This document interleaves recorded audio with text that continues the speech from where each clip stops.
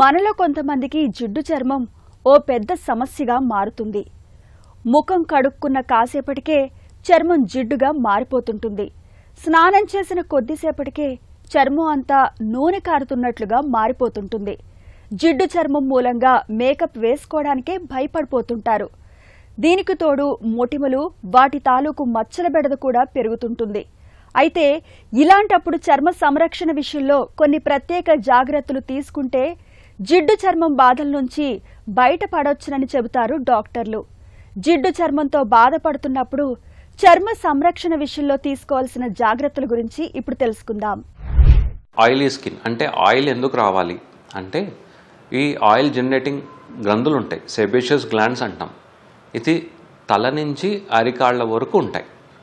ఈ oil glands, sebaceous glands పని ఏంటి అంటే రోజు సరిపోయేంత ఆయిల్ జనరేట్ చేయడం వల్ల మన స్కిన్ కానీ హెయిర్ కానీ డ్యామేజ్ కాకుండా చూసుకుంటాం. అంటే నేచర్ మనకిచ్చే న్యాచురల్ ఆయిల్ని మనము సెబేషియస్ గ్లాండ్ నుంచి అందుపడుతుంటాయి. కొంతమందిలో ఈ ఆయిల్ గ్లాండ్స్ ఎక్కువగా ఉత్పత్తి చేయడం వల్ల వాళ్ళకి హెయిర్ కానీ ఫేస్ కానీ మొహం కడుక్కున్న 2-3 నిమిషాలకు లేదా అర్ధగంటకే లేదా గంటకే ఆయిలీ అని చెప్తుంటారు. ఎన్నిసార్లు వాష్ చేసినా ఫేస్ ఆయిలీ అవుతుందని కంప్లైంట్ చేస్తుంటారు.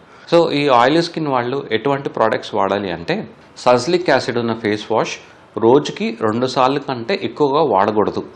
ఇవి మనం 5 నుంచి 10 సెకండ్లు తప్ప ఎక్కువసార్లు మనం ఫేస్ వాష్ చేయకూడదు. ఎక్కువసేపు ఫేస్ వాష్ చేస్తే స్కిన్ డ్యామేజ్ అయ్యి ఇంకా ఎక్కువ ఆయిల్ జనరేట్ అయ్యే ఛాన్సెస్ ఉంటాయి.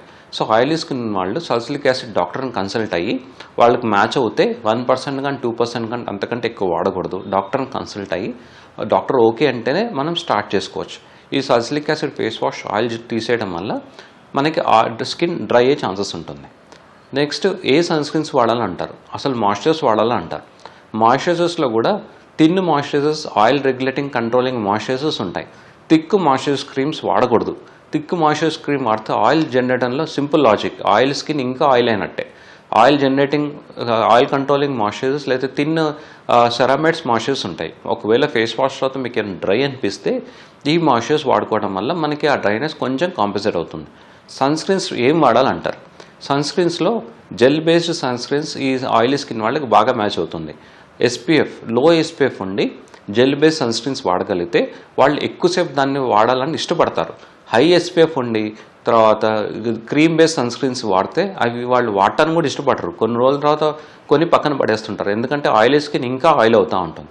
సో లో SPF అంటే 30 SPF దాకా ఉండే సన్ స్క్రీన్, ఒక జెల్ బేస్డ్ సన్ స్క్రీన్ రోజుకు ఒకసారి వాడగలిగితే సరిపోతుంది. సాయంత్రం వచ్చి ఏమైనా సిరమ్స్ వాడాలని అడుగుతారు. నియాసినమైడ్ సిరం కానీ, సల్సిలిక్ యాసిడ్ సిరం కానీ డాక్టర్ని కన్సల్ట్ అయ్యి, లేదా అజిలిక్ యాసిడ్ సన్ స్క్రీన్ కానీ, లేదంటే నాన్ మ్యారీడ్ ఏ హెల్త్ ఇష్యూస్ లేని వాళ్ళు రెటినాల్ సిరమ్స్ ఉంటాయి. రెటినాల్ సిరమ్స్ కూడా డాక్టర్ని కన్సల్ట్ అయ్యి క్రీమ్స్ కానీ సిరమ్స్ కానీ యూస్ చేసుకోగలిగితే ఈవినింగ్ నైట్ అంతా ప్రొడ్యూస్ చేసే కొంచెం ఆయిల్ సెక్రెషన్ కొంచెం కంట్రోల్ అవుతుంటుంది. సో ఆయిలీ స్కిన్ వాళ్ళు ఎక్కువగా ఎండలో తిరగకుండా, ఎక్కువగా నురుగొచ్చే ఫేస్ వాష్లు 5 నుంచి 10 సార్లు కాకుండా 1 నుంచి 2 సార్లు వాడుకుంటూ, స్నానానికి గ్లిజరిన్ సోప్స్ వాడుకుంటూ, వైటమిన్ డెఫిషియన్సీ ఉంటే దాన్ని ఫిల్ చేసుకుంటూ, డాక్టర్ని కన్సల్ట్ అయ్యి మనకు మ్యాచ్ అయ్యే ఫేస్ వాష్లు కానీ, మ్యాచ్ అయ్యే సన్ స్క్రీన్స్ కానీ, ఈవినింగ్ సిరమ్స్ కానీ వాడుకోగలిగితే ఆయిలీ స్కిన్ ఇండైరెక్ట్గా కంట్రోల్ అవ్వడం స్టార్ట్ అవుతుంది.